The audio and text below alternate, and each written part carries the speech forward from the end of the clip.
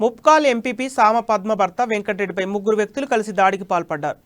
గతంలో సొసైటీ చైర్మన్గా పనిచేసిన గడ్డం సంతోష్ అనే వ్యక్తి అక్రమాలకు పాల్పడ్డారని సామ వెంకటరెడ్డి సంతోష్ను నిలదీశాడు.